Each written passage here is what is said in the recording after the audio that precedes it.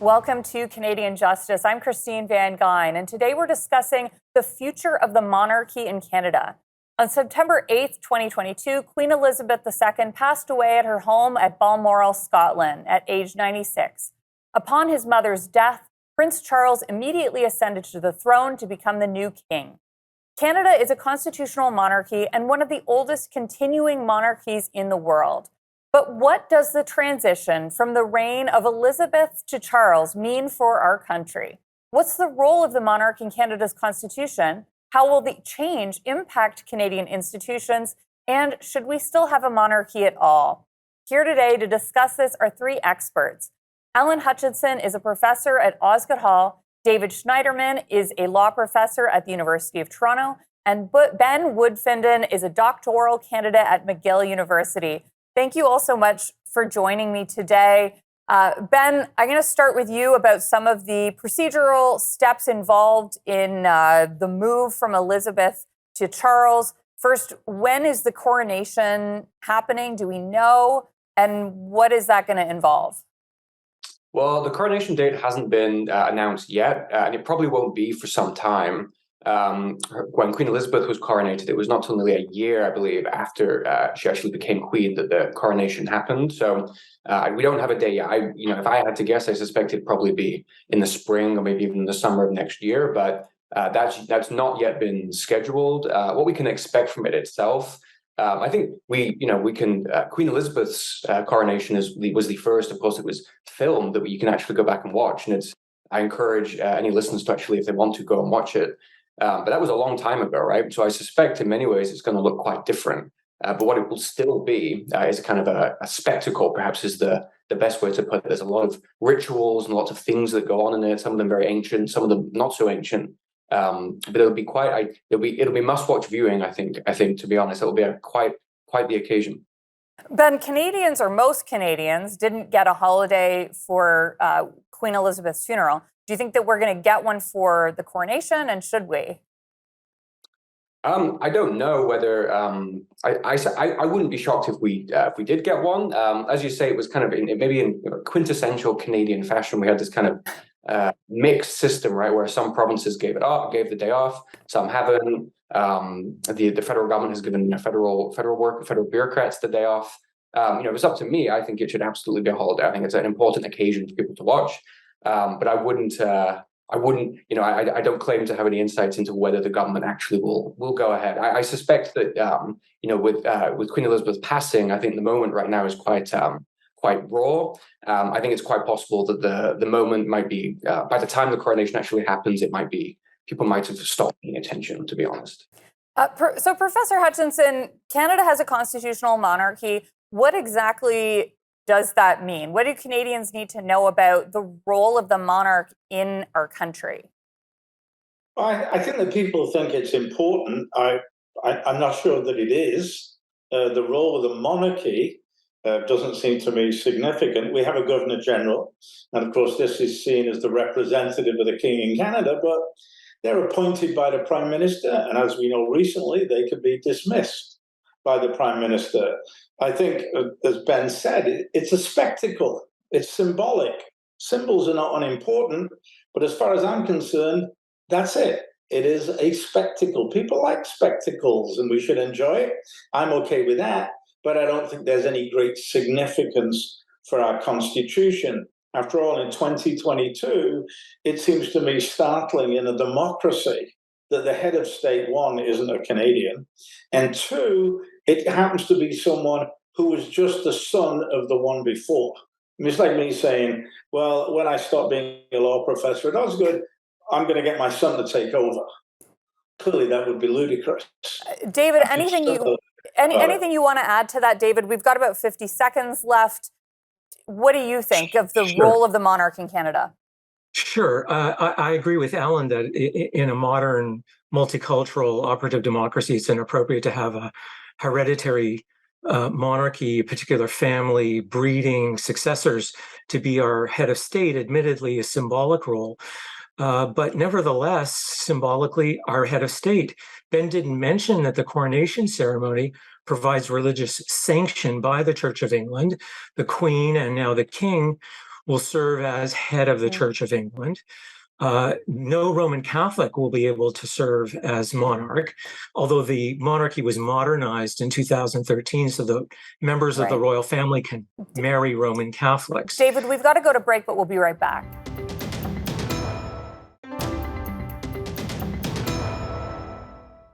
David, what is going to be the most noticeable change for people in Canada now that Charles is the king? Is there going to be any noticeable change at all?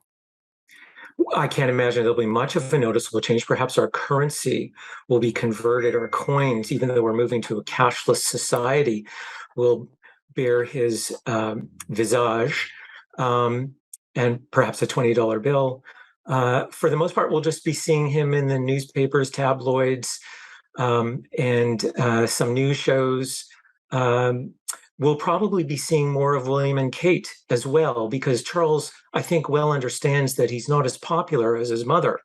So he'll be wanting to share the stage with William and Kate, allowing citizens both in the Commonwealth and in Britain to anticipate that there'll be a newer generation stepping in the shoes of the monarch. Allan, Charles has been connected to what some people might call more political causes than his mother was. I think he's well known for raising concerns around climate change and the environment. Do you think that I guess, political angle to Charles might change now that he's king? And are there any legal constraints on the monarch's ability to engage on political issues? I don't think there are any legal constraints. There are conventions, which are kind of in that mushy territory between law and non-law, that suggest the monarch should be non-political. But clearly, Prince Charles laid out his particular views.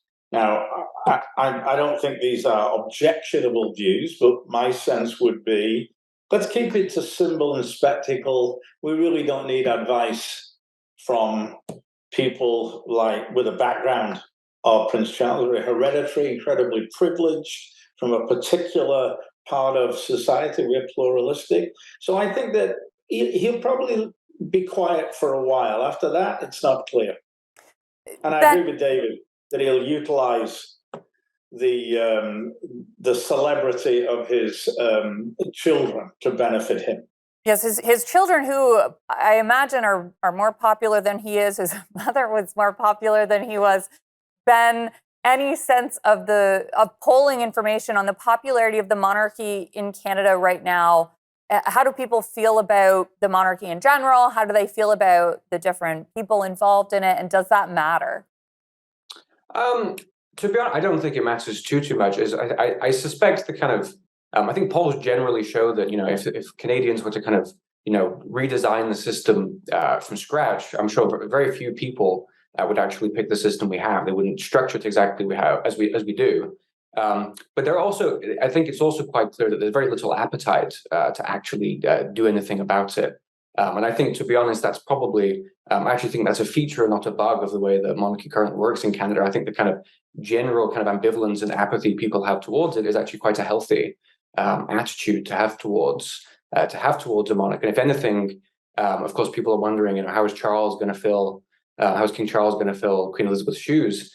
There obviously those are tough shoes to fill. But I don't actually necessarily think it's a bad thing that King Charles is not going to command quite the same affection and admiration that the Queen did, precisely because I think that ultimately and perhaps we'll get to this later on, that ultimately the value of having a kind of symbolic head of state, a symbolic figurehead like this, is precisely that we have a kind of a head of figure that's formally very powerful, but kind of in many ways kind of diffuses a lot of power in some ways, and certainly symbolically diffuses it. So if anything, I think Charles's lack of popularity might maybe change the polling a little bit on the monarchy. I think if anything, it might actually be quite good for the institution. David, anything you want to comment on in that? Do you think that the support might shift now that Charles is the new king? And do you think that, as Ben said, that maybe that's a good thing for the institution? Sure. I mean, for the first time in my lifetime, public opinion polling, for what it's worth, indicates that the Canadian public has an appetite just over 50% for abolition of the monarchy. And certainly we know the numbers disfavoring Charles are even higher. So there's a there's some conversation that's going on, and I think that this moment is a good one because it allows us to reflect on how we govern ourselves and who serves as our head of state. So I think it's a good moment to reflect on this. And it seems to me that as Charles continues on in his tenure, we'll have more of these conversations. And to the extent that he serves this office well or not, will help shape how that conversation ensues. I would differ from Ben in saying that I don't think he has big shoes to fill. I mean, he has to walk around and smile a lot and be treated like, well, literally like royalty, and be one of the wealthiest people in the world. So I don't think he has to do much. He'll probably keep the meeting we've got to go to break, but we'll be right back.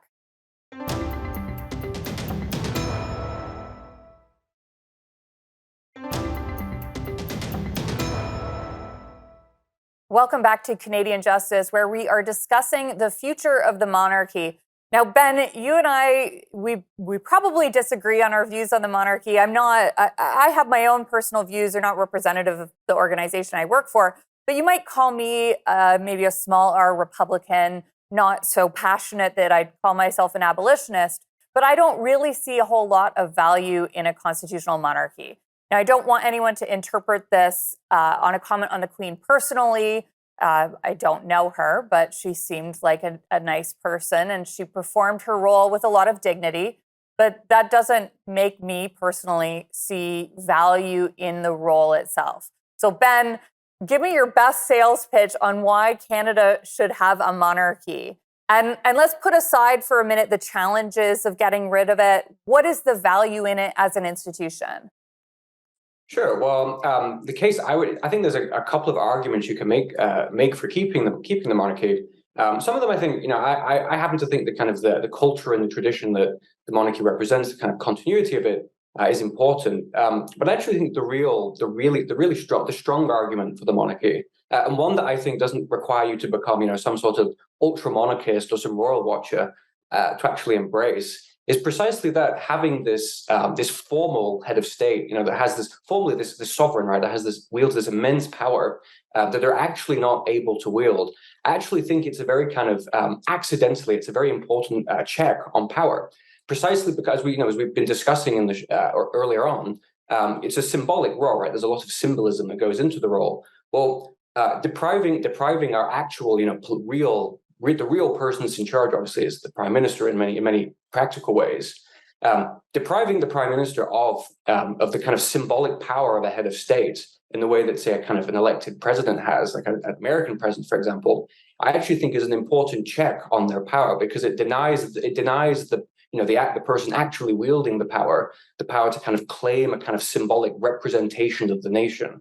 Right now, we might think it's a bit silly, but the monarchy is supposed to be, the sovereignty resides in them formally, and also in some ways they are the kind of symbolic personification of the nation. So I think separating these two roles out, having a head of government separate from a head of state, and having a head of state that has this immense power that they actually cannot wield and that we expect them not to wield, is actually, I think, a very important small L liberal check on power. So I perhaps counterintuitively think the system we've developed is probably. It's not a coincidence, right, that some of the freest and some of the most stable and peaceful countries in the world have constitutional monarchies. Of course, that's not the only reason, of course, that they are free and stable countries. But I think the system, there's the old adage, if it ain't broke, don't fix it. And I think there's pretty good arguments to think that the system actually functions pretty well, and there's actually good reasons to think it's a check on power as opposed to some, an aggrandizement of power that some may think it is. David, I want to give you a chance to respond to any of that. What's your view on whether or not we should have a monarchy, setting aside the challenges of actually getting rid of it? Well, it seems to be an archaic and decaying institution, inappropriate for a modern multicultural democracy. As Ben said, if we were beginning from scratch, we wouldn't want a system like this, but it seems to me that we could envisage changing the system, even though we needn't begin from scratch, that there are some functions performed by the Canadian head of state, that is now the king acting through his representative, the Governor General, that we would need to think about transferring to another institution or person who could serve those functions.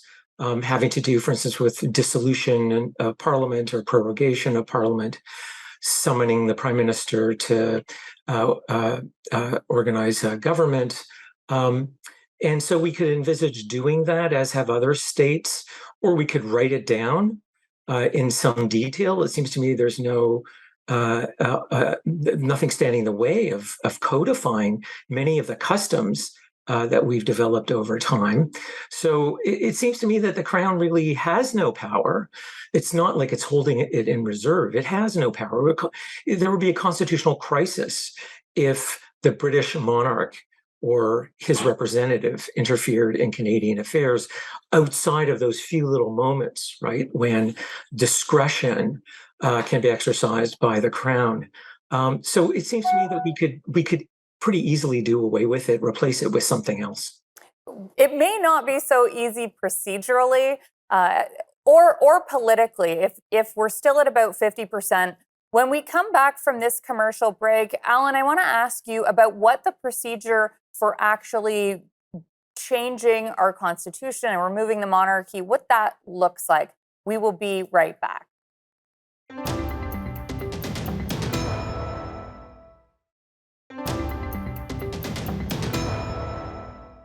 Welcome back to Canadian Justice, where we're discussing the future of the monarchy in Canada.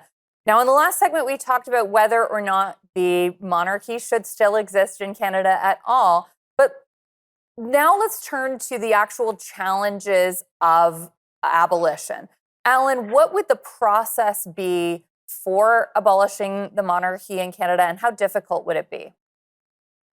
I think abolishing, that's a strong term, would require, under the Constitution, the consent of all the provinces and the federal government. This, in a way, makes it a very difficult challenge, because once we take the lid off the Constitution, provinces will say, well, maybe we should discuss this as well. But I think a more likely process would be something more informal, because over the years, the power of the sovereign has been reduced considerably. And that's not happened by any formal change, but it's been a kind of informal drift. And I think what we should do is continue that informal drift, although there's not much further to drift, because as Ben said, the only thing about the monarchy is it's something of a myth. It's a smoke and mirrors. It's a little bit of a hoax. They appear to have power, but they don't really. So I think my bottom line is, in Canada today, are we really going to invest a lot of political capital in changing the Constitution and doing this? Even though I'm not pro-monarchist, I think the answer would be, let's just get on with dealing with our problems. Yeah, and we certainly have enough of them. If people like shows and spectacles, well, they'll provide it. David, any thought on the process for abolishing the monarchy, or a commentary on Professor Hutchinson's view of this informal drifting away from the power? Sure, just a couple of observations about the formal constitutional rule of unanimity, which is the highest threshold for amending the Constitution. We've got a more relaxed, still onerous amending formula for other amendments, but this is, according to the framers in 1982, meant to be the most significant kind of constitutional reform, requiring, therefore, unanimity. It also seems to me that if we were to move in this direction, that there would have to be a Canada-wide referendum, and the Charlottetown Accord referendum sets the precedent for this. If we're going to engage in significant constitutional reform, as minor a role as the monarchy plays, requiring unanimity, it amounts to something significant, seems to me would require consultation. And lastly, I would add this: Indigenous peoples in Canada have a different relationship with the Crown than do most Canadians. And in many Indigenous communities, that relationship is seen as a personal one, from sovereign to sovereign. And so abolition of the monarchy will be contentious in many of those communities. It seems to me that that relationship also needs to be ironed out if Canadians were to move towards abolition. Ben, David had mentioned consultation, referendum, but Canada would not be the only Commonwealth country to take that approach. Australia's had a referendum on it. I know that there has been talk of abolition in Jamaica. Where has abolition happened, and what has the experience been like for those countries? About a minute. Well, plenty of former Commonwealth countries have gotten rid of, have formally severed their ties with the monarchy. I think some of the referendum experiences in some of the other Commonwealth countries show. I don't think. I think in some ways there's a comparison to if you ever poll changes to the voting system, right, getting rid of first past the post. The polling will quite often show significant majority support changing the system, and then the actual referendum results don't always reflect that. And I suspect a kind of hypothetical referendum on changing the monarchy might produce maybe an unexpected result that we couldn't necessarily anticipate. And of course, if we were going to actually replace the system and have a go at doing that, we would probably want to have a kind of concrete idea of exactly what we were going to replace it with. And I think that's probably where some of the real kind of political debate would end up happening as to what we should actually replace it with. And I actually find it, I doubt we'd actually have come to some sort of consensus on exactly what we would replace it with, which might, it's in many ways the kind of one of the things that will probably prop the monarchy up the longest is going to be the mushiness and the ambivalence here. That's all the time we have for today. I want to thank all three of you for joining me. We've heard today about what the change in the monarch from Elizabeth to Charles will mean for Canada. What does the future of the monarchy look like for our country? The monarchy is part of our structure, and changing it would be a huge challenge. Does that mean it shouldn't be attempted? Or is the monarchy something worthy of preserving? You be the judge. I'm Christine Van Gyn, and remember, a freer Canada starts with you.